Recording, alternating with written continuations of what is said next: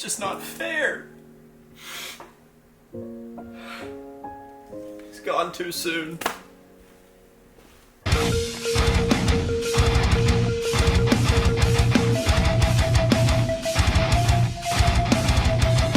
What is going on, ladies and gentlemen? It's your favorite mask collector's favorite mask collector, AJ Good, here at the House of Masks, where we unbox and review cool stuff almost every single day. And yes, in today's video, we will be retiring an old friend.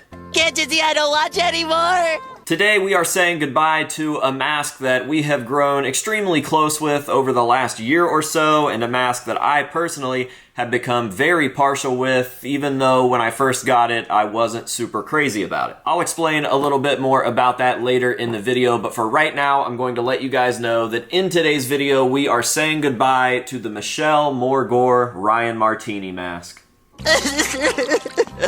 Just get out of here, you stupid, dumb animal! That is right, the time has come. We've been using this mask for over a year now, which if you've been following my Death Mask series or line, you'll know that that is the longest that we've ever used a single version of the Death Mask. Typically around 6 to 9 giggity months, they start to really break down, and I never want to risk ruining the mask altogether. I don't want it to reach a point of no return where it's just completely destroyed. So typically 6 to 9 months, they start to crack and chip and the paint starts to fall off, and I end up retiring them because that just feels like the natural moment to do so. It feels like they have served their purpose and lived their life, and I don't want to risk just absolutely ruining the mask, so I typically retire them around that time. But this one, we've been using for over a year. I debuted this mask right after PaleFest 2023, which was in October of 2023, and it is now December of 2024. I thought of something funnier than 24. Let me hear it. 25. And I won't lie, when I first unboxed this mask, I wasn't super crazy about it. It wasn't because Michelle didn't do a good job. She did phenomenal as always and did exactly what I wanted. The quality of the work was perfect, but I think that I was just so attached to the original 2 Morgore paint jobs that letting that second one go, especially that second one, because it is and was and always will be absolutely perfect in my mind. So yeah, letting it go was pretty difficult. I was very attached to that mask, and having to transition from that mask into a new mask was just giving me fits of autism rage. But again, its time had come, and following through with my rule of not wanting to completely obliterate those masks upon using them, I decided to retire that one and debut this one. And I've got to be honest, even though I wasn't crazy about it then, I absolutely love what this piece has become, and I love all of the memories that I've gotten to have in this mask. And outside of the original concept of these death masks being kind of a nod to my heroes and my inspirations, which I've explained in depth in the other retirement videos, you guys can go check those out, but long story short, essentially what these masks are my face with the war paint of my heroes and idols. So people like Joey Jordison and Wes Borland, for instance. And this one just so happens to be my nod towards Ryan Martini, who I think is one of the greatest bass players of all time. He's one of the first bass players to ever make me pay attention to bass players, and I love his kind of niche in theatrical music, if you will. I was heavy into Mudvayne at the time that we threw this thing together, so I got a Mudvayne mask in the Death Mask line. And I know that all my statements in this video tend to get pretty long and drawn out, and it might be hard to follow, so I will reiterate that what I was saying was, outside of the original concept of the Death Masks being kind of a nod to my heroes and my inspirations and my idols, that they also become special because of what I get to do with these masks. And when I say that I've done a lot with this mask, I mean it, which is why it feels so weird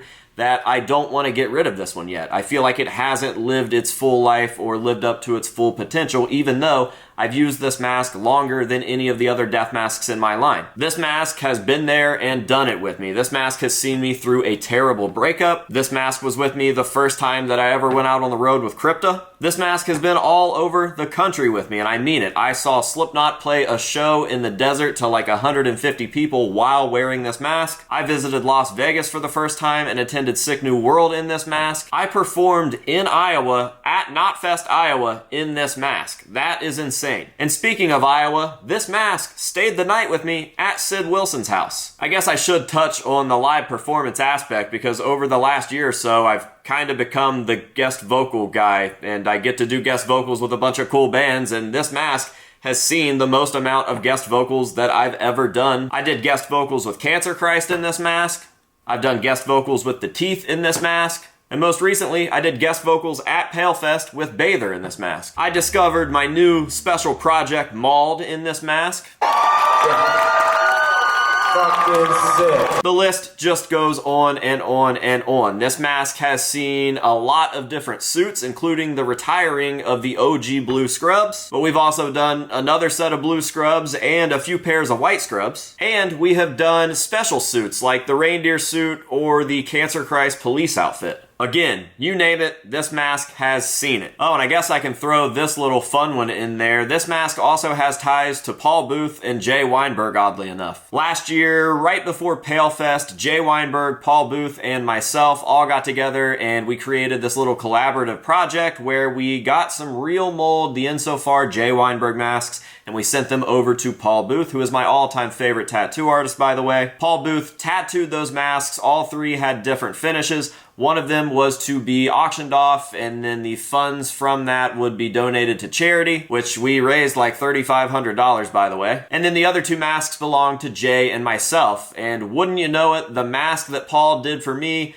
had a lot of similarities to this, specifically these weird kind of jester eye scar makeup marks, whatever those are. And the reason that that is so weird is because I hadn't debuted this mask yet. No one knew what it looked like, and Paul had no idea that I even owned this mask. So the fact that they ended up looking so similar was just another weird, like, meant-to-be moment or something, and it makes both this mask and the Paul mask even more special than they already were to begin with. So yeah, dude, it's been around, it's seen a lot, and somehow it's really not in too bad a shape. I think we only have one crack, which is crazy because the other masks started to crack pretty quickly. I don't know how or why they ended up being so much more brittle, but a lot of the areas on the underneath of the chin, the eye, and the nostrils would start to crack pretty fast, but we only have one crack on this. And maybe that's why this one feels like it shouldn't be retired yet, but again, it is time.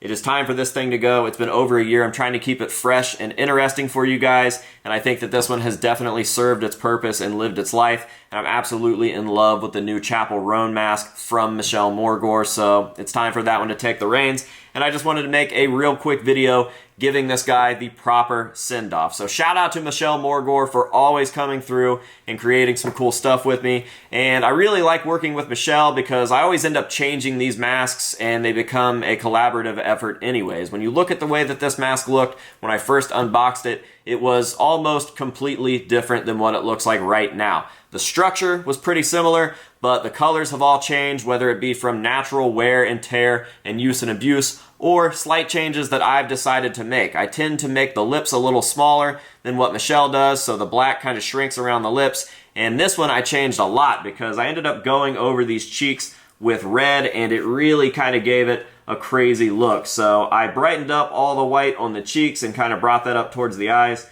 and I did the red right here, and it gave it a super, super cool look. As you can see, around the nose area and the upper lip there is what this cheek used to look like, and this cheek obviously, but it all changed and it just looks the way that it's supposed to. I think that this thing ended up being perfect, and I absolutely love it, and it's really, really hard to say goodbye to it, but again, it's time. I don't know what else to say, and a lot of people watching this probably don't quite understand why this is so difficult or why I would even dedicate a full video to it, but this mask just has a lot of memories, man. They all do. They all have special ties to a lot of shit, and I can look at these masks and immediately think of all of those memories, whether they are good or bad. Most of them are good, and I just love these pieces. They're like family to me, a little piece of my heart for sure. So yeah, dude, that's the video. Of course, I am going to end this video with some nice up-close shots of this piece in its current state so that you guys can see all of the love that has gone into this thing over the last year or so. And I'll also leave you guys with an oddly sad montage of the mask being used over the last year or so. So enjoy that. Thank you guys very, very much for watching. I appreciate you. And until next time, this has been AJ here at the House of Masks telling you to say no to drugs and alcohol and yes to making memories. And we will see you guys in the next one. It's bittersweet, but I'd like to introduce you guys to the More Gore V3 variant.